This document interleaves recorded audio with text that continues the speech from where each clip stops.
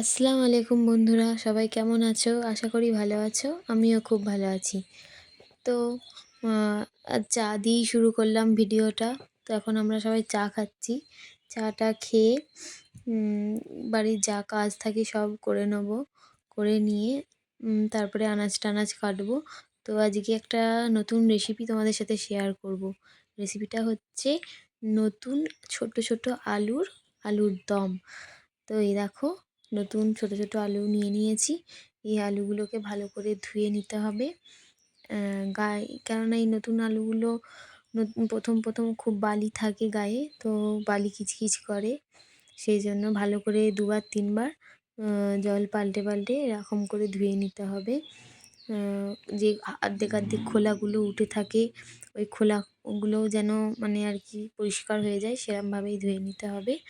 ধুয়ে নেওয়ার পর প্রেশার কুকারে সেদ্ধ করতে হবে। একটা সিটি দিলেই হয়ে যাবে। তো এই যে আমার ধোয়া হয়ে গেছে আলুগুলো।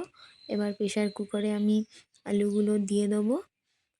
প্রেশার কুকারে আলুগুলো দিয়ে দেওয়ার পরে নুন দিয়ে দিচ্ছি। একটুখানি নুন দিয়ে প্রেশার কুকারটা বসিয়ে দিলাম। এবার একটা মতো সিটি দিয়ে নেবো। সেদ্ধ হয়ে যাবে। আলুগুলো সেদ্ধ হয়ে গেলে খোলাগুলো ভালোভাবে ছাড়িয়ে নিতে হবে। সহজেই ছেড়ে যায় খোলা। দেরি লাগে না, তাড়াতাড়িই ছেড়ে যায়। তো এরকম ছাড়িয়ে নিতে হবে। ছাড়িয়ে নিয়ে একটা কাঁটা চামচ দিয়ে ভালো করে ফুটো, ফুটো করে দিতে হবে গায়ে, যাতে মশলাগুলো ঢোকে। তো একটা নতুন মশলাও আমি শেয়ার করছি, আলুর দমের মশলা। তো প্রথমে ২ টো শুকনো লঙ্কা, গোটা ধনে, গোটা জিরে, গোটা গরম মশলা, সব রকম মশলা দিয়ে একটু শুকনো খোলায় ভেজে নিতে হবে নুন দিয়ে। তো নুন দিয়ে ভাজার পর গুঁড়ো করে নিতে হবে। মিক্সিতেও করতে পারো, আমি হামানদিস্তিতে করেছিলাম। তো গুঁড়ো করে নিতে হবে। গুঁড়ো করেই একটা মশলা তৈরি রাখতে হবে। এটা প্রথমেই লাগবে না, রান্নার শেষে লাগবে। তো এবার কড়াই বসিয়ে দিয়েছি।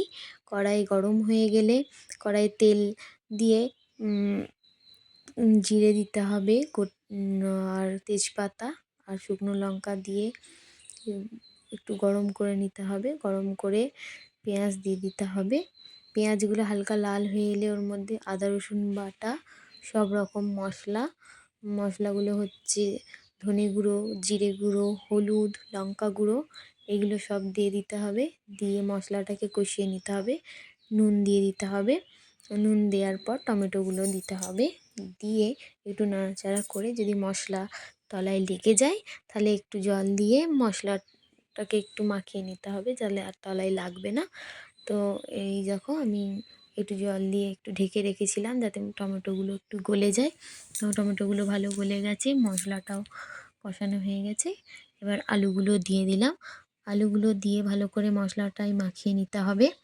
তো মাখিয়ে নেওয়ার পর মটরশুঁটি দিয়ে দিতে হবে। মটরশুঁটিগুলো দিয়ে একটু নাড়াচাড়া করে নিতে হবে। নিয়ে জল দিয়ে একটু ঢেকে দিতে হবে। তো আমি সেদ্ধ করার সময় ৩টে আলু সরিয়ে রেখেছিলাম গোটায়। তো ওগুলোকে ছেনে দিয়ে দিয়েছিলাম। তো এই দেখো কেন দিলাম বলো তো? যাতে গ্রেভি মতো হয় সেই জন্য। এই দেখো কত সুন্দর গ্রেভি হয়েছে। এরপর এর মধ্যে ধনেপাতা দিয়ে দিতে হবে। ধনেপাতা দেওয়ার পর নাড়িয়ে চাড়িয়ে নিয়ে যে মশলাটা আমি করে রেখেছিলাম ওই মশলাটা দিয়ে দিতে হবে লাস্টে। তো এই দেখো মশলাটাও আমি দিয়ে দিলাম।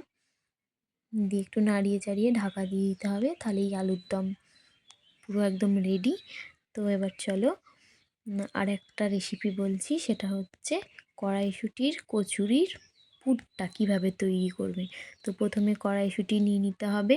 কড়াইশুঁটিগুলো সেদ্ধ করে আমি মিক্সিতে একটু ব্লেন্ড করে নিলাম। তো দেখো মিক্সিতে সেরকম ভালো হয়নি, জানি না কেন, তোমরা যদি জানো তো আমায় বলবে।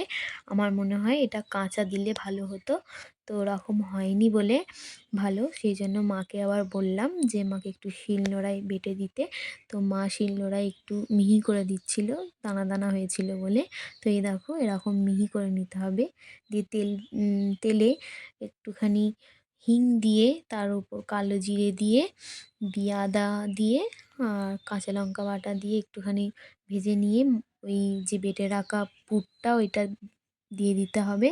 দিয়ে ওটা যতক্ষণ না একটু ঝুরো ঝুরো হচ্ছে ততক্ষণ ধরে ভাজতে হবে। ভালোভাবে ভেজে নেওয়ার পর নুন চিনি সব রকম দিয়ে ভালো করে অনেকক্ষণ ধরে ভেজে নেওয়ার পর আর একটু বেসনও দিয়ে দিতে পারো, তোমরা দিলেও হবে না দিলেও হবে। তো আমি দিয়েছিলাম একটু ঝুরো ঝুরোটা ভালো হবে বলে। তো এই দেখো এরকম ঝুরো ঝুরো হতে হবে।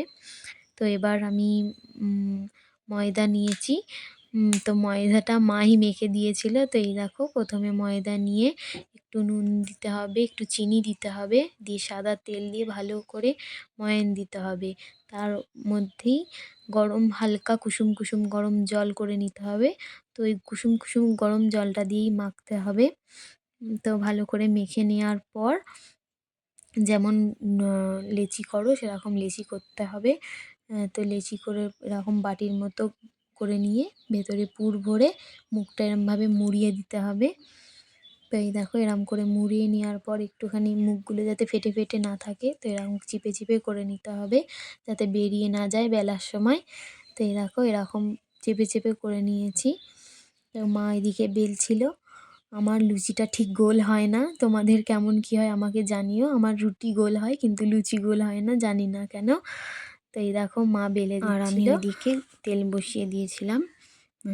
তো আগে মা বলল যে সবগুলোতে ভরে নাও পুর, তারপরে ভাজবে তাহলে তাড়াতাড়ি হয়ে যাবে। তো আমি সবগুলোতে ভরে নিচ্ছিলাম এরম করে একে একে। এই দেখো এরম করে আগের মতনই সব রকমভাবে সবগুলোই আগে আগে ভরে নিলাম। একে একে ভরে নেওয়ার পর ভেজে নেব। তো মা একদিকে বেলছে আমি ওইদিকে ভেজে নিই চলো। তো এই দেখো তেল বসিয়ে দিয়েছিলাম, গরম হয়ে গেছিলো। তো এই দেখো একটা একটা করে ছেড়ে দেবো। ভালোই ফুলছিল। তো এই দেখো ভালোই ফুলছে, ফুলকো ফুলকো গরম গরম খেতে ভালোই লাগে।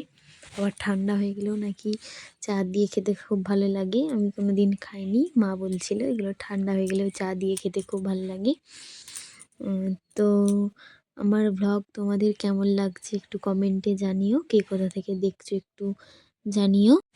দেখা হচ্ছে নেক্সট ভ্লগে, বাই।